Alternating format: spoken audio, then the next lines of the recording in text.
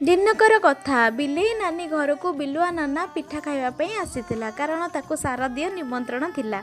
ବିଲୁଆ ନାନା ଘର ଭିତରେ ବସିଥିଲା ଆଉ ବିଲେଇ ନାନୀ ବାହାରେ ଚୁଲିରେ ପିଠା କରୁଥିଲା। ତାପରେ ବିଲେଇ ନାନୀ ତାକୁ ଖାଇବାକୁ ଦେଲା। ଖାଇବାକୁ ଦେଉ ଦେଉ ଆଉ ଗୋଟେ ନେବି କହିକି ବିଲୁଆ ନାନା ସବୁତିକ ଚକୁଳି ପିଠା ଖାଇଦେଲା। ତାପରେ ବିଲୁଆ ନାନା ମନକୁ ଆସିଲା ସବୁତିକ ଚକୁଳି ପିଠା କ'ଣ ମୋତେ ଦେଇଦେଲା। ତାପରେ ବିଲେଇ ନାନୀକୁ କହିଲା ତୁ ତ ସବୁ ପିଠା ମୋତେ ଦେଇଦେଲୁ ଆଉ ତୁ ଖାଇବୁ କ'ଣ? ବିଲେଇ ନାନୀ ଉତ୍ତର ଦେଲା ତମେ କେମିତି ଜାଣିଲ ମୁଁ ତମକୁ ସବୁ ପିଠା ଦେଇଦେଇଛି ବୋଲି? ଆର ଆନ୍ସରଟା ମୁଁ ପରେ କହିବି। ତାପରେ କୋବି ଆଳୁକୁ କଷାକଷି କରି ପାଣି ଦେଇଥିଲି। ତାପରେ କାହିଁ କେତେ ଦୂରରୁ ଆସିଥିବା ବୁଢ଼ା ମଉସାଙ୍କ ସହିତ ଦେଖା ହେଇଥିଲା। ବାରିପଟରେ ଏଇସବୁ ଗଛ ଗୁଡ଼ିକା କାଟୁଥିଲେ। ମଉସାଙ୍କୁ ପଚାରିଥିଲେ ଏଗୁଡ଼ା କ'ଣ କରିବ? ସେ କହିଲେ ଯେ ସୁନ୍ଦର ସୁନ୍ଦର ମାଳି ଆଉ କଣ୍ଢେଇ ବ୍ୟାଗ୍ରେ ସେ ନେଇକି ଲଗେଇବେ।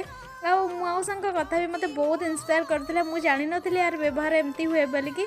ଆଉ ମଉସାଙ୍କ ସହିତ କିଛି ମୁହୂର୍ତ୍ତ କଥା ହେଇକିନି ଆଉ ମୁଁ ସେଥିରୁ ପଳେଇଥିଲି। ମଉସା ବି ପଳେଇ ଯାଇଥିଲେ। ମଉସା ବହୁତ ଖୁସି ହେଇକିନି ଗୋଟେ ସିମ୍ବଲ ଦେଇଥିଲେ ଥମ୍ବର। ତାପରେ ପଳେଇ ଯାଇଥିଲେ।